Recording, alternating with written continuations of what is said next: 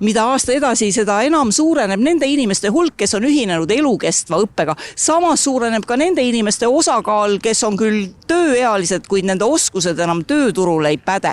Mida teha siis, kui avastate ennast samuti sellises nõiaringis? Kuhu pöörduda? Mida teha? Mida muidugi kõrvalt tööandjad välja toovad, et nemad tunnevad puudust ikkagi oskustega, nendele sobivate oskustega inimestest. Ja siin võib-olla tõesti on see, et kui me mõtleme tehnoloogia ja digiarengute pealegi kasvõi, siis võiks ju öelda, et suurem osa täiskasvanutest vajab oskuste uuendamist selleks, et nende muutustega kaasas käia. Esimese sammuna võikski täpsemalt natukene mõelda, kus see tunnendatud vajadus on.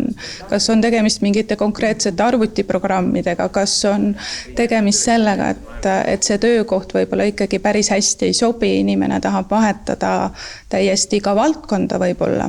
Näiteks ehitussektorisse võib näida kerge tööle pääseda, kuid seal saavad siiski tööd kutsetunnistuse kõrgkooli diplomiga inimesed. Oskustöölistega on asjad veidi teised. Oskustööliste puhul võib öelda, et jah, nendel ei ole kõikidel erialast haridust, aga nad on meil juba nii palju kogenud, et saavad oma asjadega hakkama. Nad on õppinud töö käigus ja meie oleme omalt poolt selleks kõik teinud, et nad selle väljaõppe saaksid. Keeruline on leida häid spetsialiste, veel keerulisem tippspetsialiste. Nemad ikkagi täna ei liigu ja kindlasti kõik tööandjad teevad kõik selleks, et neid ettevõttes hoida, enda juures hoida.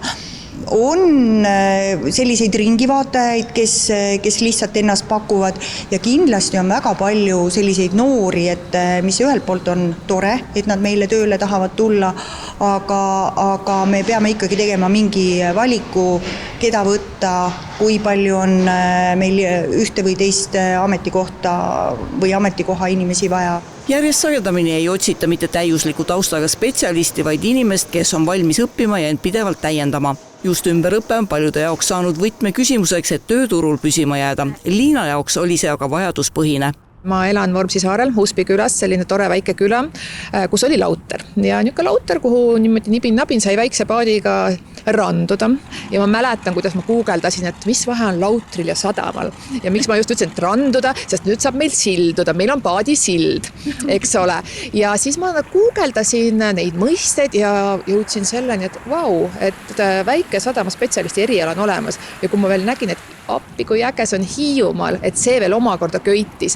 Nii kui siis uus konkurss avati, kandideerisin, sain sisse ja tegin kogu selle programmi läbi aasta aega Hiiumaal. Johanna-Stina Idla õppis alguses geenitehnoloogiks, ent sai siis aru, et tuleb ümber õppida. Mina käisin Tartu Ülikoolis geenitehnoloogiat õppimas ja siis nägin, et CodeJufi pakub sellist ümberõppeprogrammi tarkvara arendajaks saamisel ja siis otsustasin, et võtan selle väljakutse vastu. Käisin seal siis 2 aastat ära ja tuligi siuke töökoht nagu tarkvara arendaja. No aga mis selle geenitehnoloogiaga siis lahti oli, et tundsite, et midagi on valesti? Ma tundsin et see on siuke laboritöö, väga ei istunud mulle. Ma käisin koroona ajal, tegin Synlabis natuke praktikat, see oli siuke väga kogu aeg korduv töö, ütleme niimoodi. No mis see CodeJufi täpsemalt on? Et ma usun, et peale minu on veel neid, kes seda ei tea.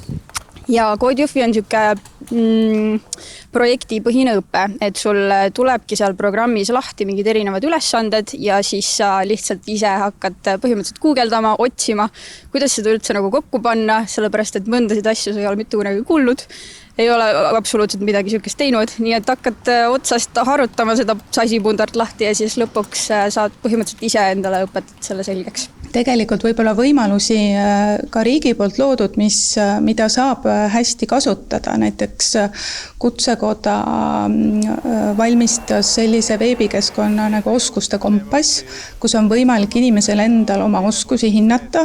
Seal on kirjeldatud ka väga palju erinevaid ameteid ja siis vaadata, et kuidas tema oskused vastavad näiteks sellisele unistuste tööle või ametikohale.